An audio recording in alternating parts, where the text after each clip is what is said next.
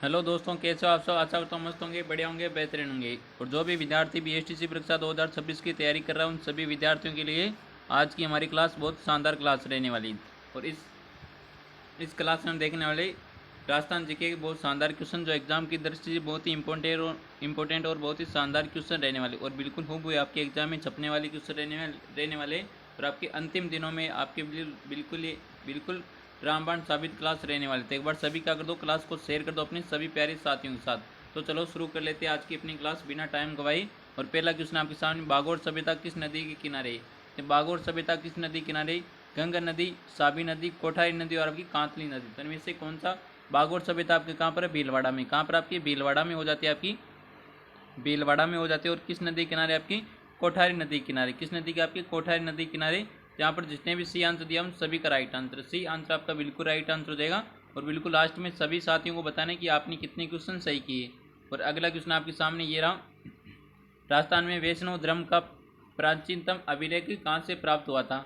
गोसुंडी से हुआ, नांदा से हुआ, बालाना, ये फिर आपकी मंडोर से। तो इनमें से राजस्थान में वैष्णव धर्म का प्राचीनतम अभिलेख कहाँ से प्राप्त होता है, सभी आंसर कर दो कमेंट में। और ये होता है बिल्कुल आपकी गोसुंडी चित्तौड़गढ़ से। कहाँ से, गोसुंडी कहाँ पर पड़ता है, आपकी चित्तौड़गढ़ में। तो यहाँ पर जितने भी कौन सा ए आंसर दिया उन सभी का राइट आंसर, कौन सा ए आंसर जितने भी दिया उन सभी का राइट आंसर हो जाएगा। और अगला क्वेश्चन आपके सामने ये रहा,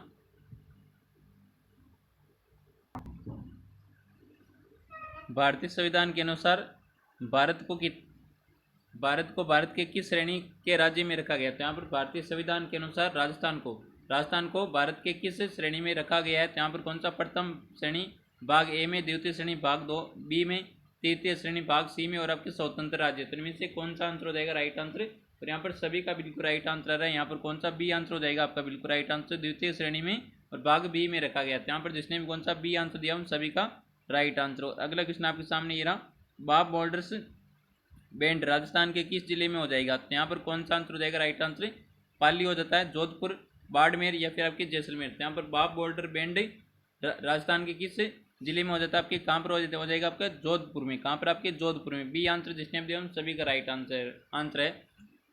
और एक बार सभी क्या कर दो, सेशन को शेयर कर दो। अभी तक जिसने भी सेशन को शेयर नहीं किया वो एक बार क्या कर दे, सेशन को शेयर कर दे। और जो भी साथी पहली बार जुड़े यूट्यूब चैनल पर वो क्या कर ले, यूट्यूब चैनल को सब्सक्राइब जरूर कर ले।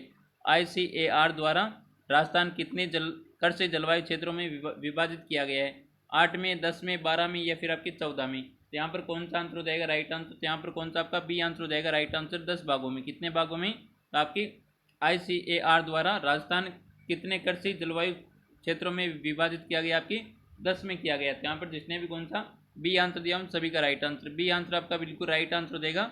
और अगला क्वेश्चन आपके सामने ये रहा, निम्नलिखित में से कौन सी पश्चिमी राजस्थान में पाई जाने वाली घास नहीं। इनमें से पश्चिमी राजस्थान में, जैसे आपके कहाँ पर जैसलमेर, बीकानेर, बाड़मेर, वहाँ पर आपकी कौन सी घास नहीं पाई जाती, करड़ घास हो जाती है, सालर घास होती है, सेवण या फिर आपकी धामण। तो इनमें से कौन सा आंसर हो जाएगा, सभी आंसर कर दो कमेंट में। तो यहाँ पर कौन सा बी आंसर हो जाएगा राइट आंसर, सालर घास। तो आपकी सालर घास वो आपकी पश्चिमी राजस्थान में नहीं पाई जाती। तो यहाँ पर बी आंसर हो जाएगा, यहाँ पर भी बी आंसर बिल्कुल राइट आंसर।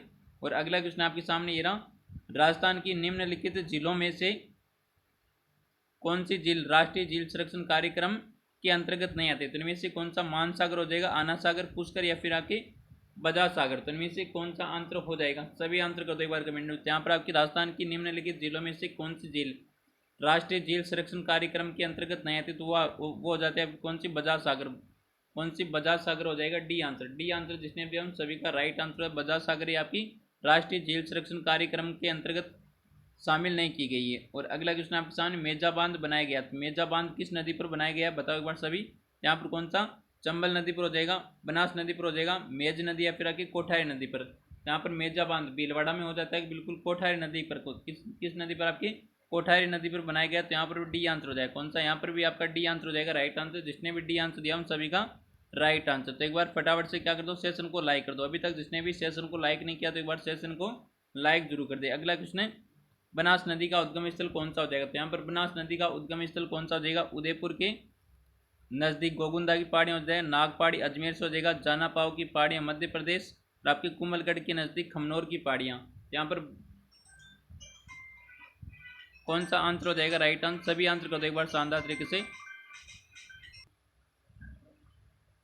तो यहाँ पर आपका आंसर हो जाता है कौन सा, डी आंसर। कुंभलगढ़ के नज़दीक खमनोर की पहाड़ियाँ से बनास नदी का उद्गम हो जाता है। तो यहाँ पर जिसने भी डी आंसर दिया उन सभी का राइट आंसर। और आपकी नागपहाड़ी अजमेर से किसकी, लूणी नदी का उद्गम होता है। तो यहाँ पर डी आंसर हो जाएगा राइट आंसर। जिसने भी डी आंसर दिया उन सभी का राइट आंसर। अगला क्वेश्चन आपके सामने, जनगणना 2011 के अनुसार, तो यहाँ पर जनगणना 2011 के अनुसार राजस्थान का वह जिला जहाँ न्यूनतम जनसंख्या घनत्व हो जाता है, बाड़मेर, जैसलमेर, जालौर और कौन सा आपका, जोधपुर। तो इनमें से कौन सा आंसर हो जाएगा राइट आंसर आपका, यहाँ पर राइट आंसर हो जाएगा कौन सा, जैसलमेर। तो आपकी न्यूनतम जनसंख्या घनत्व वाला जिला कौन सा आपका, जैसलमेर हो जाएगा। तो यहाँ पर जिसने भी बी आंसर दिया उन सभी का राइट आंसर हो जाएगा। कौन सा, बी आंसर आपका करेक्ट आंसर हो जाता है। और अगला क्वेश्चन आपके सामने, माई सुगंधा किस फसल की किस्म है। तो यहाँ पर माई सुगंधा किस फसल की किस्म हो जाती है, चावल की, कपास की, मक्का की या फिर आपके गेहूं की। सभी आंसर कर दो एक बार कमेंट में कौन सा आंसर हो जाता है। तो यहाँ पर बिल्कुल चावल की हो जाती है माई सुगंधा। कौन सी भाई, माई सुगंधा आपकी किसकी, चावल की हो जाती है। ए आंसर हो जाएगा राइट आंसर। जिसने भी ए आंसर दिया उन सभी का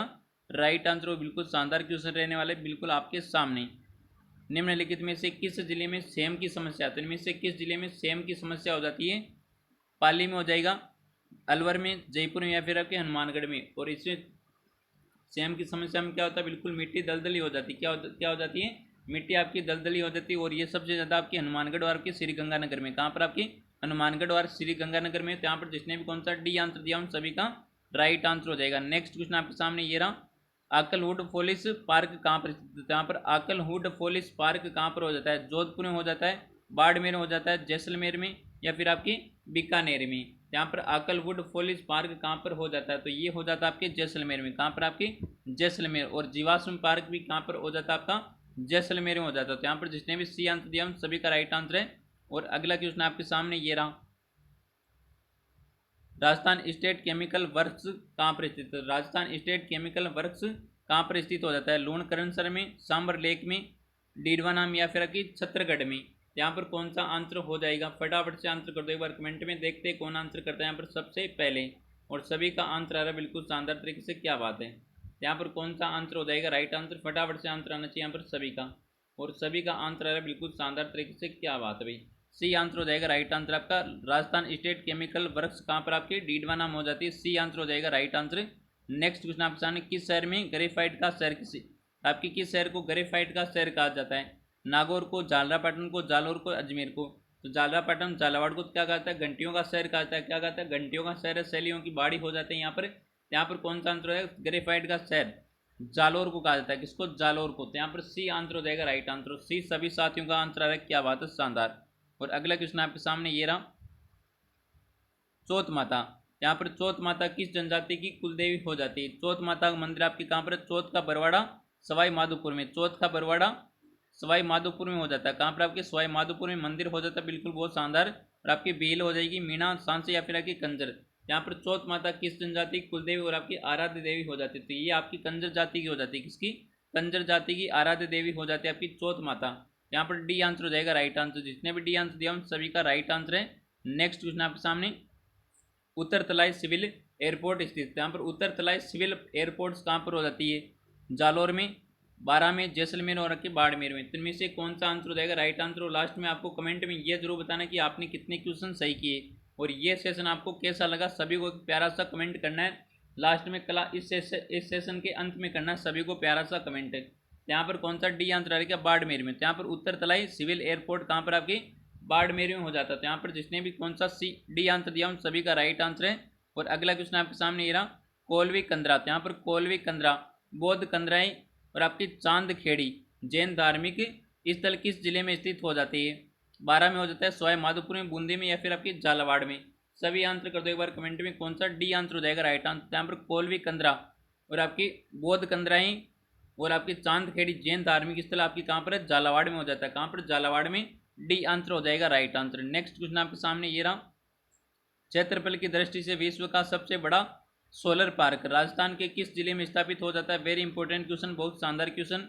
जयपुर हो जाएगा, जोधपुर, जैसलमेर या फिर आपके बीकानेर। यहाँ पर राजस्थान, तो कौन सा आंसर हो जाएगा राइट आंसर। क्षेत्रफल की दृष्टि से पूछा, तो यहाँ पर क्षेत्रफल की दृष्टि से विश्व का सबसे बड़ा सोलर पार्क राजस्थान के किस जिले में हो जाता है, तो ये हो जाता है आपकी कहाँ पर, जोधपुर में। जोधपुर में सबसे बड़ा आपका क्षेत्रफल की दृष्टि से सोलर पार्क हो जाता है आपकी जोधपुर में। तो यहाँ पर जिसने भी आंसर दिया उन सभी का राइट आंसर है। नेक्स्ट क्वेश्चन आपके सामने, कौन सी एक गोवंश की नस्ल नहीं, तो इनमें से कौन से एक गोवंश की नस्ल नहीं। थार पारकर गिर हो जाती है, कांग्रेज या फिर आपकी मुर्रा, मुर्ग है ना मुर्रा, तो मुर हो जाएगा। तो यहाँ पर कौन सा आंसर हो जाएगा राइट आंसर, सभी आंसर कर दो एक बार कमेंट में, कौन सा आंसर हो जाता है राइट आंसर।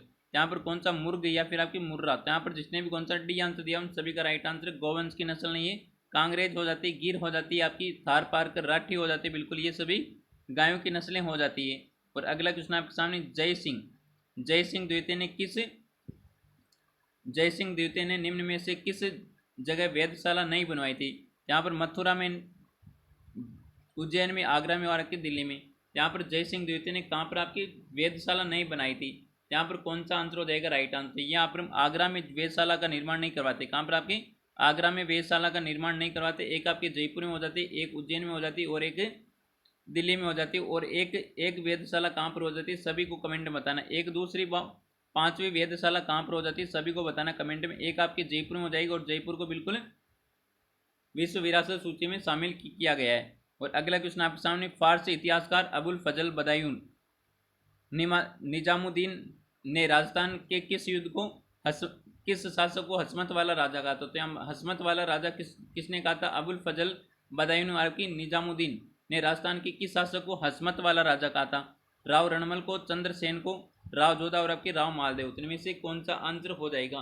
तो आपके देखो, राव चंद्रसेन को तो क्या कहा था, मारवाड़ का प्रताप कहा था, अग्रगामी कहा था प्रताप, महाराणा प्रताप का, और आपकी मारवाड़ का बुला बिछड़ा राजा कहा था। यहाँ पर ये तो होगा नहीं, बिल्कुल आपकी मालदेव को हसमत वाला राजा कहा था। क्या कहा था, हसमत वाला राजा कहा था, पराक्रमी राजा हो जाते हैं। और बिल्कुल, और क्या कहा था मालदेव को, 52 दुर्गों का विजेता ना, बिल्कुल कहा जाता है क्या, और आपके 58 प्रगुणों का विजेता। तो यहाँ पर कौन सा डी आंसर हो जाएगा राइट आंसर, मालदेव।